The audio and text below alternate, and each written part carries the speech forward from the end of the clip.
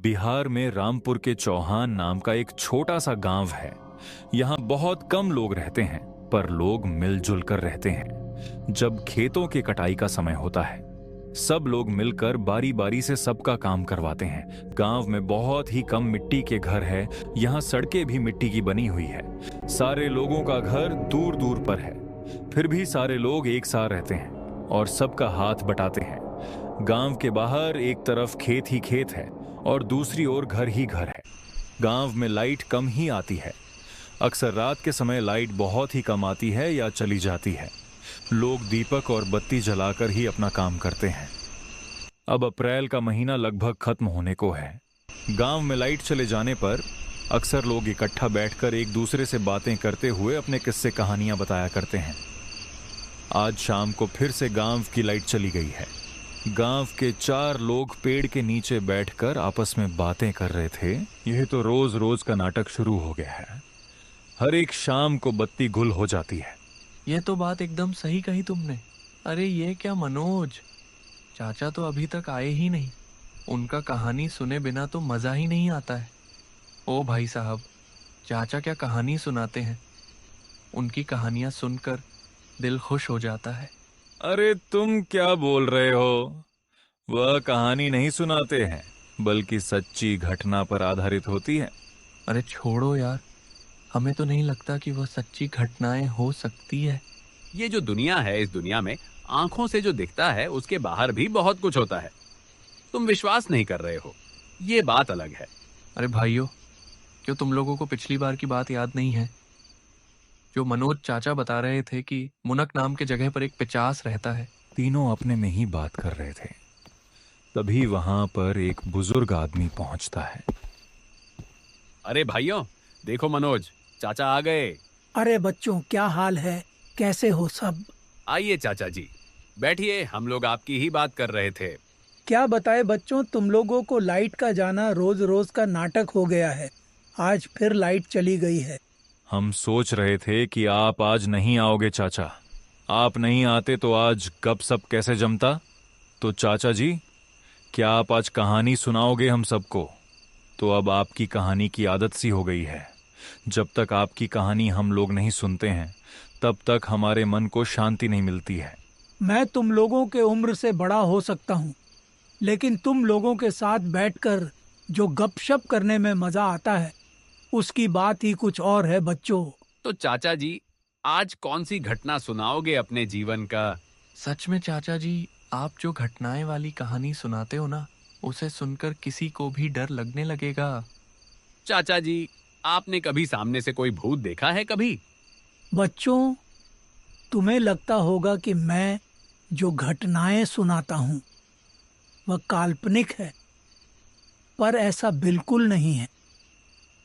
मैं डाकिया होने के नाते हर एक राज्य के अलग अलग जगह पर रहा हूँ। वहाँ पर मुझे जो अनुभव हुए हैं वही तुम्हें सुनाता हूँ। चाचा जी, आज आप हम लोगों को एक ऐसी सच्ची घटना सुनाइए जिसमें आपने किसी भूत को अपनी आंखों से देखा हो। वैसी घटना सुनाइएगा।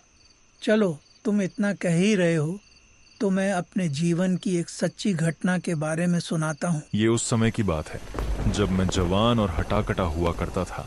आधी रात का समय था। आसमान में बिजली चमक रही थी और हल्की से बारिश हो रही थी।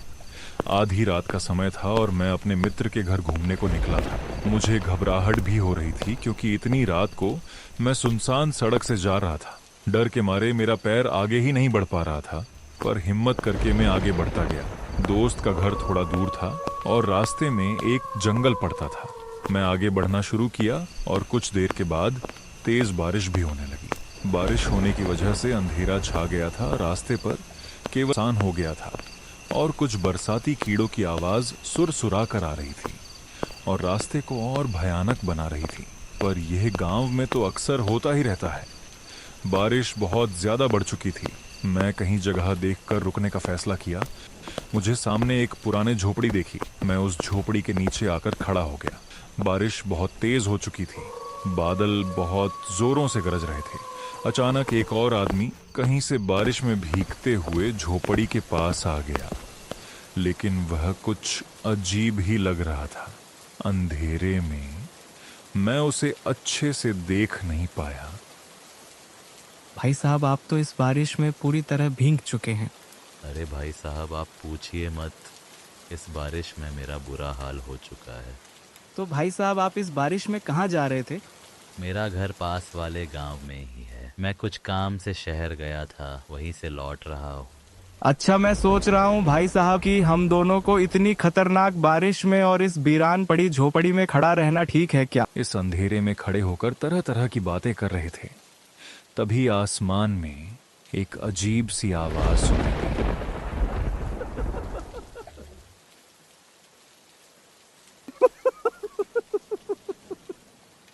जैसे किसी बच्चे की आवाज। पहले तो हमें लगा कि मन का वहम है, लेकिन नहीं। लगातार बारिश की आवाज के साथ उस बच्चे की आवाज चारों तरफ गूंजती हुई महसूस हो रही थी। आपने कुछ आवाज सुनी? क्या ये आवाज आपने भी सुना? मुझे लगा ये मन का वहम है। नहीं भाई साहब, ये मन का वहम नहीं है। ये तो मुझे भी आवाज सुनाई दे रही है। आप ध्यान से सुनिए। ऐसा लग रहा है कि कोई बच्चा खेलते हुए इधर आ गया होगा और बारिश के कारण वह बच्चा घर का रास्ता भूल गया हो। हम दोनों ने कुछ देर तक उस आवाज को कान लगाकर सुना। इसी दौरान उस बच्चे का आवाज काफी स्पष्ट हो गया। आकाश में शोर करती बादल, रात रात भर गरजे बादल, ही हा। आवाज धीरे धीरे पास आ रही थी। मेरे पास जो आदमी खड़ा था वह थोड़ा बेचैन हो गया। भाई साहब, एक बार जाकर देखते हैं। लग रहा है कि बच्चा खतरे में है। आकाश में शोर करती बादल, रात रात भर गरजे बादल, ही हा। चलो, मैं तुम्हारी बात को कुछ समय के लिए मान लेता हूँ कि कोई बच्चा मुसीबत में है, लेकिन अगर कोई मुसीबत में पड़ा होता तो इस तरह कविता नहीं बोलता। मुझे तो ये मामला कुछ ठीक नहीं लग रहा है। अरे चलिए ना भाई साहब, चलकर देख लेते हैं कि लड़का कहीं झाड़ी में गिर तो नहीं गया है ना। वैसे भी बारिश भी कम हो चुकी है। लेकिन इस अंधेरे में कोई खतरा हो गया तो? अरे कुछ नहीं होगा, जाकर देखते हैं हम लोग। टूटी फूटी झोपड़ी के सामने एक बहुत बड़ी झाड़ी थी। झाड़ी के भीतर एक अंधकार दबा हुआ था, लेकिन मुझे बिल्कुल भी डर महसूस नहीं हुआ। देखो, उधर से आवाज आ रही है। झाड़ियों को ध्यान से देखते हुए मैंने अपना कदम धीरे धीरे से बढ़ाना शुरू किया। बारिश के बूंदे भी महसूस नहीं हो रहा था। आसपास के जंगल के अंधकार में आंखें ज्यादा दूर तक देख नहीं पा रही थीं। तभी आकाश को चीरते हुए बिजली चमकी। उस धुंधली रोशनी में मैंने जो देखा, उसको देखकर मेरे दिल की धड़कन मानो रुक सी गई हो। मैंने देखा कि पास के पेड़ों के बीच में एक छोटा लड़का खड़ा है और बारिश की वजह से लड़के के बाल भीगे हुए हैं और वह चुपचाप एक ही भाव में खड़ा था। लेकिन मैंने यह क्या देखा, वह लड़का मेरे पलक झपकते ही वहां से गायब हो गया। इसी वक्त जोरदार बिजली की आवाज कानों में पड़ी, मानो जैसे पास में ही कहीं जोरदार बिजली गिरी है। और कुछ ही देर में अचानक से एक पेड़ टूट कर गिर गया। मैं चौंक कर खड़ा हो गया और फिर से कविता की आवाज धीरे धीरे मेरी ओर आने लगी।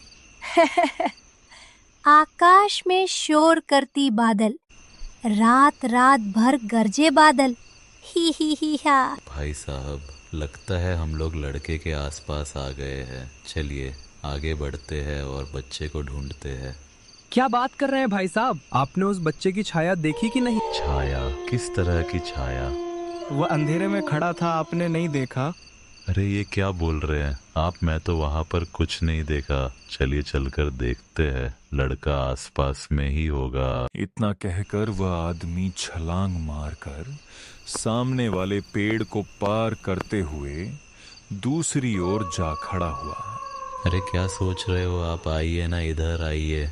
मैं पेड़ को पार करने के लिए बस 2 कदम आगे बढ़ा ही था कि मुझे अचानक से एक बात याद आ गई और मैं रुक गया। मेरा दिल और धड़कन तेज हो गया और वह आदमी अधीर होकर चिल्लाया, अरे आप कहाँ जा रहे हैं? इधर आइए ना, अरे लड़का खतरे में है, आइए ना इधर। अब मेरा सारा शक दूर हो गया और सब कुछ स्पष्ट हो गया। बारिश में भीगने और डर की वजह से मेरे हाथ पैर कांप रहे थे। मेरे दिमाग में खतरे की घंटी बजने लगी थी। मेरे मन ने कहा, एक पल यहाँ ठहरना ठीक नहीं है। डर के मारे मैंने कुछ कदम पीछे हटाते हुए भागने की कोशिश की। तभी अचानक आकाश में बिजली चमकी। मैंने देखा वह आदमी टूटा हुआ पेड़ पर बैठा हुआ है। मुझे डरते देख आदमी अपने असली अस्तित्व में आ गया और जोर जोर से हंसने लगा। तुम शायद यकीन नहीं करोगे, लेकिन यह मैंने अपनी आंखों से देखा। उसे भयानक हंसी के ठहाके से मैं कांप रहा था और उसकी आवाज से वही गुनगुनाने की आवाज आ रही थी। आवाज सुनने के बाद वहां खड़े रहने का साहस नहीं कर पाया। बारिश में भीगते हुए मैं वहां से भाग गया। अगर उस रात को मैं और थोड़ा देर रुका रहता तो मैं आज यहाँ बैठकर तुम लोगों को कहानी नहीं सुना पाता। लेकिन चाचा जी, उस समय आपने उस पेड़ को पार क्यों नहीं किया जब उस अनजान आदमी ने कहा था पेड़ को पार करने के लिए? अरे सोनू बेटा, तुम नहीं जानते क्या रात में पेड़ के झुरमुट के बीच अगर रास्ते पर कोई पेड़ की टहनी गिरा हो तो उसे पार नहीं करना चाहिए। रात के समय झुरमुट के बीच रहना बिल्कुल भी अच्छा नहीं होता। रात के समय जंगल में जानते हो क्या होता है? पेड़ का भूत रात के समय में पेड़ की टहनियों को फेंक कर यात्री को संकेत देते हैं। अगर कोई गलती से उस टहनी को पार कर ले, बस फिर सब खत्म। पूरी रात उस जंगल में घूमते हुए मर जाएगा, लेकिन लौट नहीं सकेगा। जंगल के पेड़ पर रहने वाले भूत जंगल में बांध लेगा।